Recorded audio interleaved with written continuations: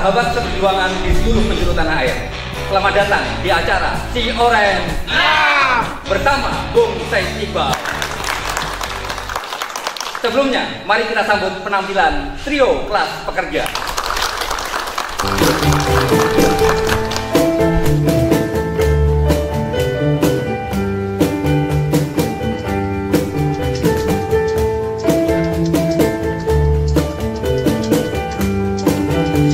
Hujan gerimis aja jika teri di sini. Jangan menangis aja, yang pergi jangan dipikiri. Hujan gerimis aja, yang lele adik kumisnya. Jangan menangis aja, kalau boleh cari gantinya.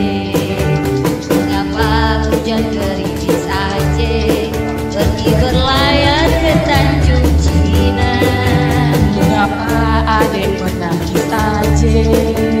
Kalau memang jodoh tak kemana, hei hei. Acara hari ini adalah Mari Bicara. Jangan lupa like, share, komen, subscribe, dan bunyikan tombol loncengnya. Sahabat seperjuangan di seluruh penjuru tanah air, saya Presiden Partai Buruh, sekaligus salah satu pengurus pimpinan pusat Badan Perserikatan Bangsa-Bangsa PBB yang berkantor di Geneva, Switzerland, atau dikenal dengan ILO Governing Body. Hari ini, dalam beberapa minggu terakhir, hati terasa terenyuh.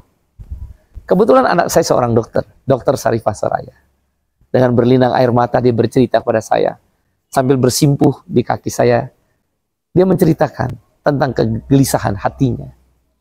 Dia menangis melihat di televisi, para guru-guru besar, profesor, doktor, orang-orang yang selama mengabdikan dirinya di bidang kesehatan, mempertaruhkan kehidupannya untuk nyawa orang lain, atas kehendak ilahi Rabbi, Tuhan yang Maha Kuasa, Sang Hyang Widi yang memberkati, sesuai agama kita masing-masing. Dia bercerita hatinya tak sampai hati.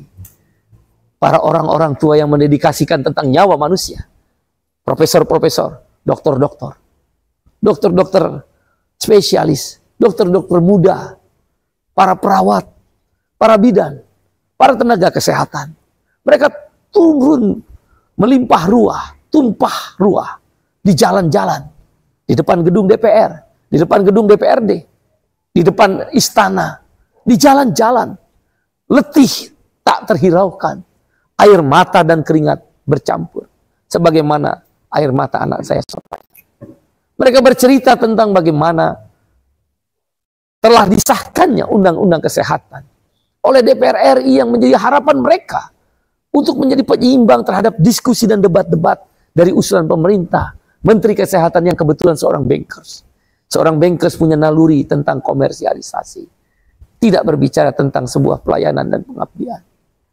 Saya paham tentang rasa dari anak saya. Itu juga yang dirasakan oleh para dokter-dokter seluruh Indonesia. Baik yang bergabung di Ikatan Dokter Indonesia IDI maupun tidak. Para perawat yang bergabung di organisasi perawat. Para bidan yang bergabung organisasi bidan. Kalau memang undang-undang kesehatan ini adalah untuk kebaikan rakyat dan para tenaga medis, mengapa ditolak oleh para guru besar, perawat, bidan, dan tenaga kesehatan lain? Tentu mereka akan bersuka cita menyambut undang-undang kesehatan. Sebagai ILO Governing Body dan diberi amanah Presiden Partai Buruh, saya mencoba menelaah tentang undang-undang kesehatan. Mulailah saya bertemu pada satu titik di mana kegelisahan para dokter, perawat, bidan, dan tenaga kesehatan lain tentang datangnya tenaga-tenaga kesehatan baik dokter maupun perawat, bidan, dan sebagainya dari asing masuk ke Indonesia tanpa harus melalui penelitian. Setidak-tidaknya ada satu pemeriksaan dari Ikatan Dokter Indonesia. Apakah kualifikasinya sesuai dengan kebutuhan?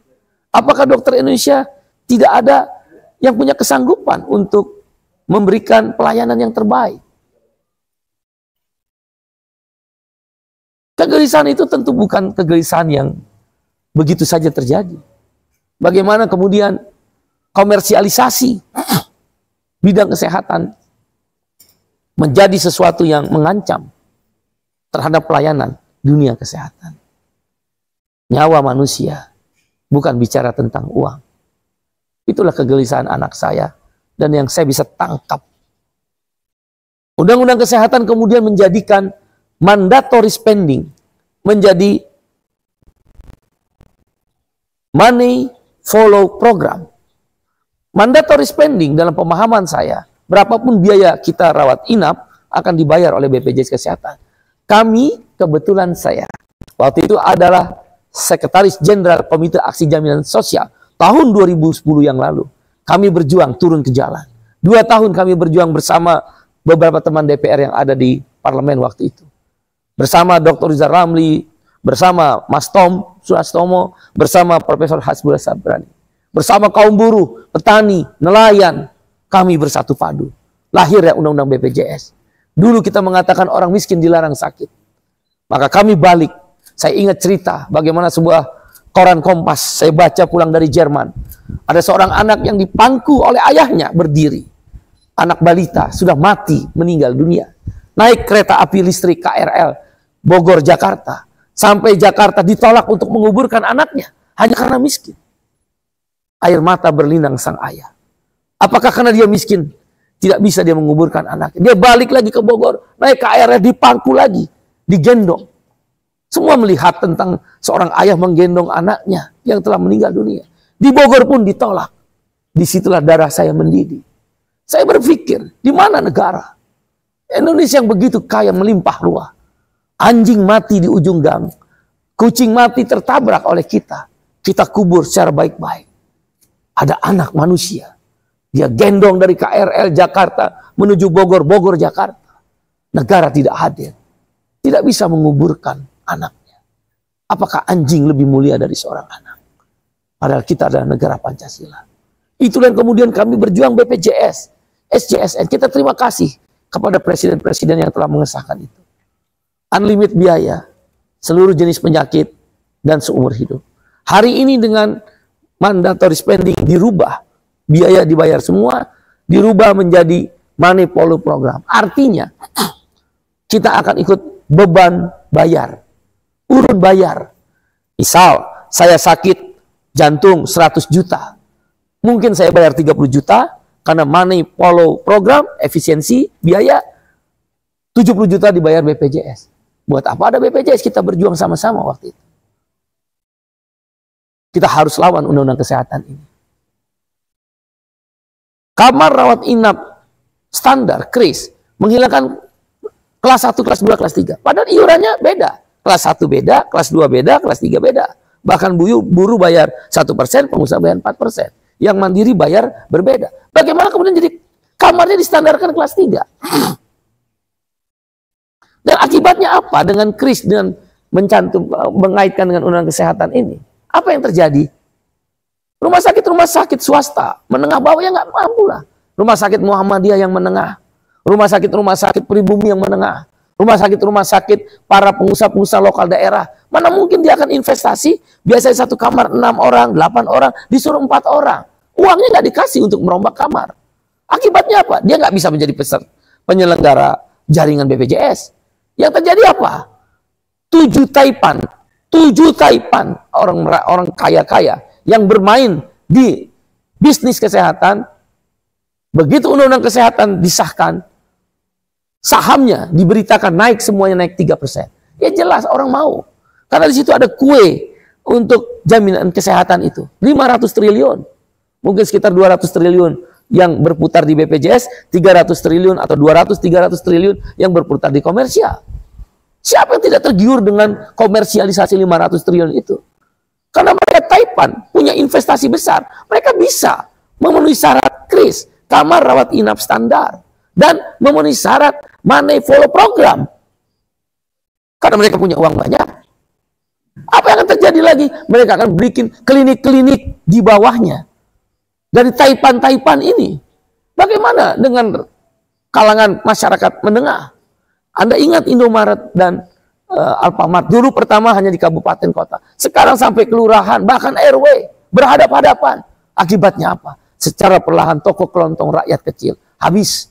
Anda ingat bagaimana kita premium tidak naik harga. Dimunculkan Pertalite dan Pertamax. Tapi begitu naik, ada Pertalite naik harga, premium hilang di sekitar daerah-daerah kota besar. Itu sama aja, premium hilang. Orang akan beli Pertalite, naiknya harga kekinian. Di dunia kesehatan akan dilakukan kebijakan itu. Rasanya kita harus bangkit melawan. Dan saya akan berjuang bersama Partai Buruh dan organisasi serikat buruh. Kita akan melakukan judicial review tentang undang-undang kesehatan. Kembalikan kepada mandatory spending. Kris boleh berlaku hanya rumah sakit pemerintah. Rumah sakit swasta yang akan menjalani program kris, kamar rawat inap standar, dia harus mendapat pinjaman dengan bunga lunak. Kalau perlu tidak ada bunga dari pemerintah dan BPJS. Stop komersialisasi. Walaupun Anda Menteri Kesehatan, jangan komersialkan negeri ini di dunia kesehatan. Saudara, sahabat seperjuangan di tanah air, bangkit melawan atau diam tertindas. Selamatkan anak kita.